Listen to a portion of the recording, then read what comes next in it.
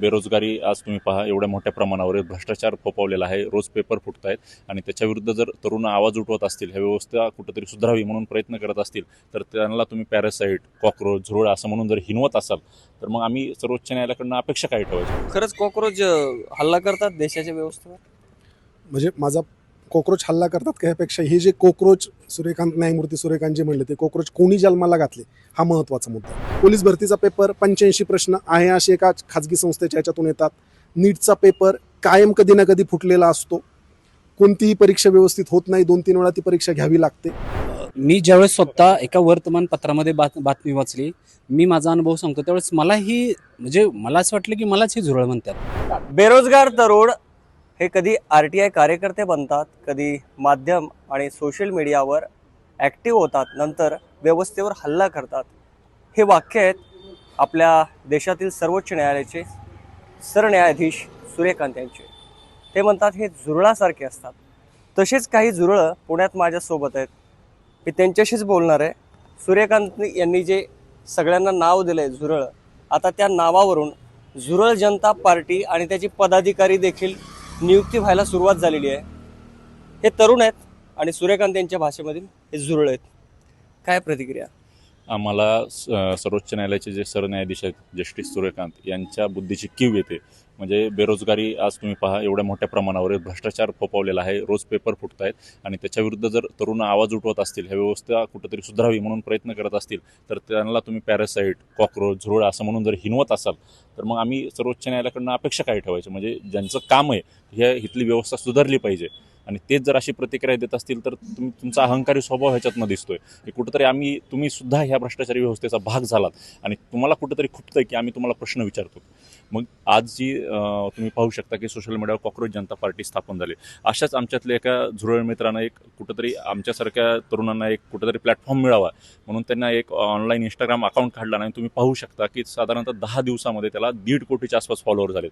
म्हणजे काँग्रेस, BJP हे जे प्रस्थापित पक्ष आहेत त्यांच्यापेक्षा जास्त तरुण त्यांच्याकडे आकर्षित होत आहेत आणि हा कुठंतरी तरुणांमधला असंतोष आहे. म्हणजे आज तुम्ही पाहू शकता की एवढ्या मोठ्या प्रमाणावर बेरोजगारी आहे, भ्रष्टाचार आहे आणि महागाई वाढली की ह्यामुळे तरुणांना कुठंतरी पर्याय दिसत नाही. म्हणजे जे प्रस्थापित विरोधी पक्ष आहेत ते त्यांचे प्रश्न मांडण्यामध्ये अपयशी ठरत आहेत म्हणून ते अशा प्लॅटफॉर्मकडे आकर्षित होत आहे आणि त्या माध्यमातून स्वतःचा आवाज मांडण्याचा प्रयत्न करत आहेत.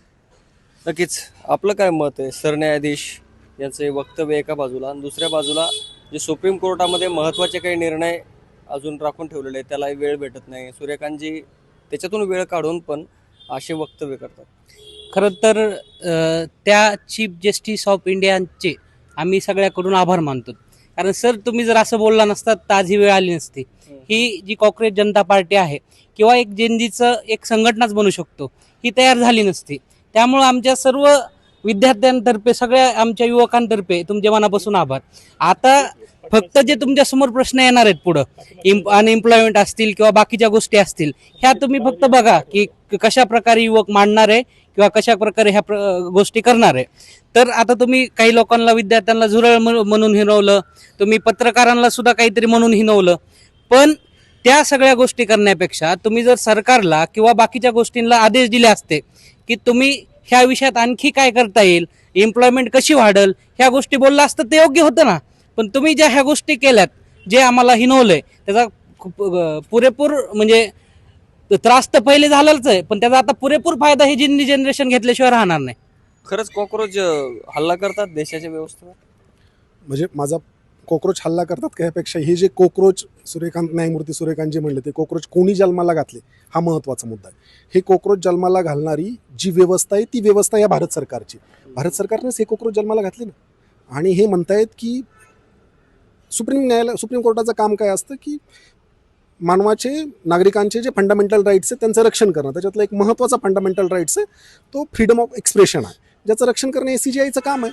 आणि CJI तेच म्हणतात की हे फ्रीडम ऑफ एक्सप्रेशनला बाधा आणते. जे सुप्रीम कोर्ट करतंय काय ते सुप्रीम कोर्ट राजकीय भाषा बोलायला लागले. ज्या इतर सगळ्या संस्था राजकीय भाषा बोलतायत तीच राजकीय भाषा आज सर्वोच्च न्यायालयाच्या सरन्यायाधीशांच्या मुखात आमच्या स्वातंत्र्याचं रक्षण करणं तेच म्हणतायत की तुम्ही हे करू नका. मुद्दा एक.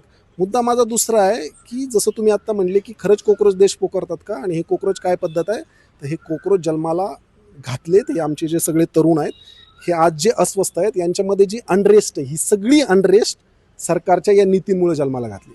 म्हणजे हे कॉक्रोच आज का रस्त्यावर उतरलेत किंवा ही जी पार्टीची जी स्थापना झाली आहे, म्हणजे हे हँडलरची जी स्थापना झाली आहे सोशल मीडियाच्या, तर ह्याच्यामधले जे महत्त्वाचे मुद्दे, त्यातला सगळ्यात महत्त्वाचा मुद्दा शिक्षणाशी निगडीत आहे, बेरोजगारीचा तो मुद्दा. तुम्ही शिक्षण व्यवस्थेमध्ये बघा, पोलीस भरतीचा पेपर 85 प्रश्न आहे असे एका खाजगी संस्थेच्या ह्याच्यातून येतात. नीटचा पेपर कायम कधी ना कधी फुटलेला असतो. कोणतीही परीक्षा व्यवस्थित होत नाही, 2-3 वेळा ती परीक्षा घ्यावी लागते. नर्सरीला पोरगा शाळेत घालायचं, 1 लाख रुपये फी आहे. सरकारचं सगळ्यात महत्त्वाचं काम आहे शिक्षणाची आणि आरोग्याची व्यवस्था करणं. या देशातलं सरकार शिक्षण आणि आरोग्य व्यवस्थेमध्ये विफल ठरलं. त्याचे 2 कारणं: शिक्षणाचं खाजगीकरण केलं आहे, खाजगी विद्यापीठ कायदा आला, पाहिजे अशा खाजगी शाळा झाल्या, खाजगी विद्यापीठं झाले, खाजगी कॉलेजेस झाले, लाख फी झाल्या. त्या खाजगीला वाव देण्यासाठी सरकारी शिक्षण मारण्यात आलं. दुसरं काम आहे आरोग्य व्यवस्था करणं. आज सरकारी दवाखान्यांमध्ये कुठलीही आरोग्य व्यवस्था शिल्लक राहिलेली नाही आहे. साधा तुम्हाला टायफॉईड झाला तरी खाजगी दवाखान्यामध्ये गेलं तर 50,000 रुपये बिल येतं आहे. हे बिल भरायचं कोण? म्हणून ही अनरेस्ट आज व्यक्त केली जाते. आणि सरकार याच्यावरती उत्तर काय देतात? अजून एक खाजगी दवाखान्याला हे प्रोत्साहन देतात. म्हणून ही सगळी अनरेस्ट आहे आणि सरकारला ही अनरेस्ट महागात पडणार आहे. माझी या सरकारला विनंती आहे की जर तुम्हाला ही अनरेस्ट, युवकांमध्ये असलेला हा जो सगळा अनरेस्ट आहे, हा जर तुम्हाला क्षमवायचा असेल तर शिक्षण आणि आरोग्य या 2 गोष्टींवरती काम करणं अतिशय महत्त्वाचं. सुप्रीम कोर्टाचे चीफ जस्टिस सूर्यकांत त्यांचे वक्तव्य आणि आपण सर्वोच्च न्यायाची जिथून अपेक्षा करतो त्या पदावर बसलेले सूर्यकांत, ते पद, त्या पदावर बसलेले सूर्यकांत आणि हे वक्तव्य, तिन्ही गोष्टीचा मेळ घालून काय प्रतिक्रिया येते तुमच्या मनात? मी ज्यावेळेस स्वतः एका वर्तमानपत्रामध्ये बातमी वाचली, मी माझा अनुभव सांगतो, त्यावेळेस मलाही म्हणजे मला असं वाटलं की मलाच हे झुरळ म्हणतात का. एक उदाहरण देतो तुम्हाला. हे 2020 साली एक ड्रग इन्स्पेक्टरची जाहिरात आली होती MPSC कडून. ती जाहिरात रद्द होणे, त्याच्यानंतरचे हे जे काय मी काय पाठपुरावा करत होता, तर सगळा गेली 5 वर्ष झालं त्याच्याच माध्यमातून करतोय. मग हे झुरळ आम्हाला म्हणताय, मग हे झुरळ निर्मिती कोणी केली आहे? तुम्हीच केली ना. जर तुम्ही विषय त्याच वेळेला संपवला असता तर हे अशा प्रकारचे झुरळ तयारच झाले नसते.